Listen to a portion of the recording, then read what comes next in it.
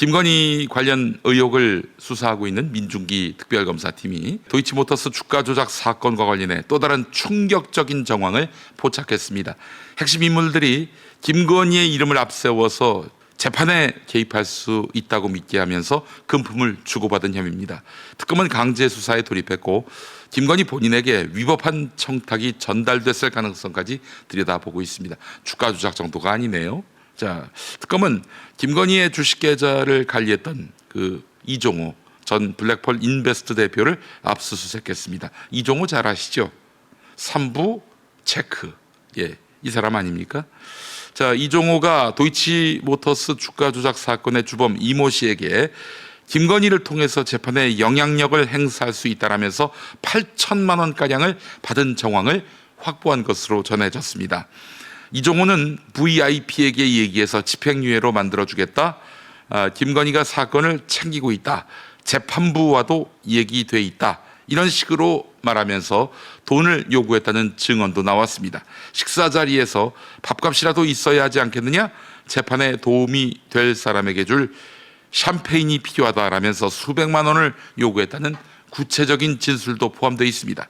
특히 이종호가 집행유예를 받기 위해서는 그림을 사야 한다라면서 수백만 원을 받은 정황과 주거지에 보관 중이던 그림과의 연관성도 수사하고 있습니다. 특검은 이 돈 거래가 이종호의 1심 선고 직전인 지난해 2월까지 빈번했다는 점을 주목하고 있습니다. 다만 이종호는 혐의를 전면 부인하고 있는데요. 같은 사건으로 재판받는 입장에서 누군가를 도와줄 수 없었다 이런 입장이고요. 김건희를 언급한 적도 금품을 받은 적도 없다고 반박했습니다. 특검은 오늘 이종호를 불러서 혐의를 집중 추궁할 예정이라고 하는데요.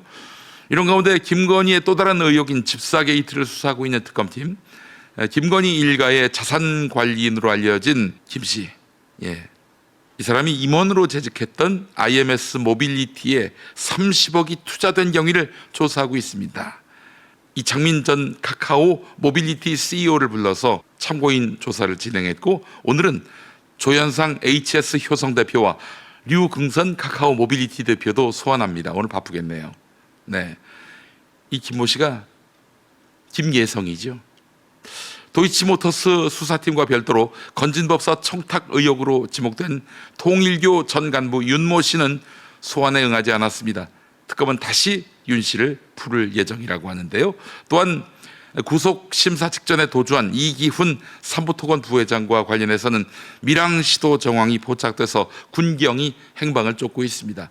밀항했다는 게 뭡니까? 범행을 인정한다는 뜻 아니겠습니까? 어디서 어떻게 밀항에 성공하더라도 반드시 잡혀오게 될 겁니다. 세상이 좁아졌어요. 그리고 골목 사정까지 다 들여다볼 수 있게 됐어요. 숨어봤자입니다. 김건희를 둘러싼 특검 수사는 갈래를 넓히면서 점점 깊어지고 있는데 재판 거래 의혹, 자금 흐름, 그리고 청탁 정황까지 특검이 실체적 진실에 얼마나 다가설 수 있을지 국민의 관심이 주목되고 있습니다. 잠시 후 오동현 변호사와 함께 이 사안 상세히 짚어보도록 하겠습니다. 오동현 변호사와 짚을 또 다른 사안인데요. 해병대 최상병 순직 사건을 수사 중인 이명현 특별검사팀이 임성근 전 해병대 1사단장을 혐의 대상에서 제외하라는 상부 지시 정황이 담긴 군 내부 문건을 확보했습니다. 윤석열이가 집권하던 때지요.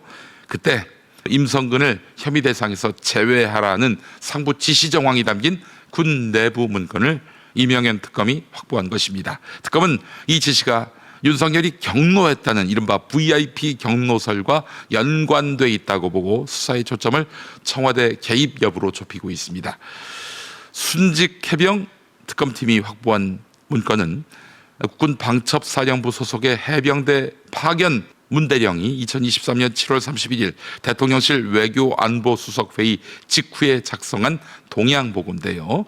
7월 31일 2023년 이때 윤석열이가 경로했다는 거 아니겠습니까? 오전 회의에서 문 대령은 당시 해병대 상황을 방첩사 지휘부에 보고하고 김계환 당시 해병대 사령관과 대통령실 사이에 메신저 역할을 했던 핵심 인물입니다. 문 대령이요. 문건에는 임성근을 포함한 간부 8명을 업무상 과실치사 혐의로 인정한다라는 해병대 초동 수사 결과에 대해서 임성근을 혐의자에서 제외하라는 지시가 상부로부터 내려왔다는 내용이 담겨 있습니다.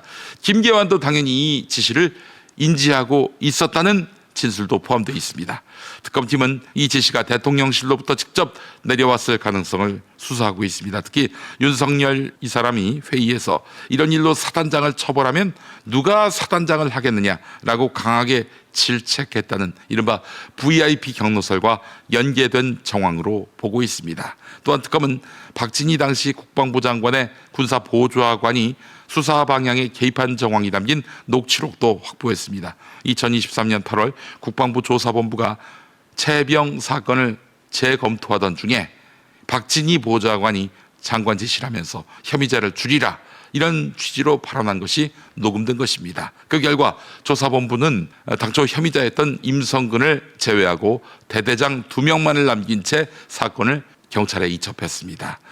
박진희 보좌관 VIP 회의 당일 황유성 당시 방첩사령관과 통화한 사실도 확인됐고요. 특검은 이 통화 내용을 계속 들여다볼 계획입니다. 이제 시간 문제일 뿐이죠.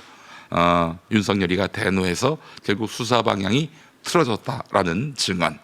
이미 물증도 이렇게 확보가 됐는데 이 관련자들이 윤석열이한테 충성해봤자 내 신세만 괴로워지겠구나 라는 자각을 하는 순간 이제 증언들이 속출하게 될 것이고 윤석열은 이제 뒷감당을 또 해야 되겠지요. 지금 아직 이 건으로 기소조차 된 바가 없습니다. 순직한 청년 해병의 죽음을 둘러싼 진실 그리고 그 위에 내려진 외압의 흔적들, 특검은 군 지휘부뿐 아니라 대통령실, 정치권, 종교계까지 광범위한 개입 여부를 수사하고 있습니다. 사건의 본질은 단 하나, 책임자가 책임지게 하라는 유가족의 외침입니다. 진실이 밝혀질 수 있을까요?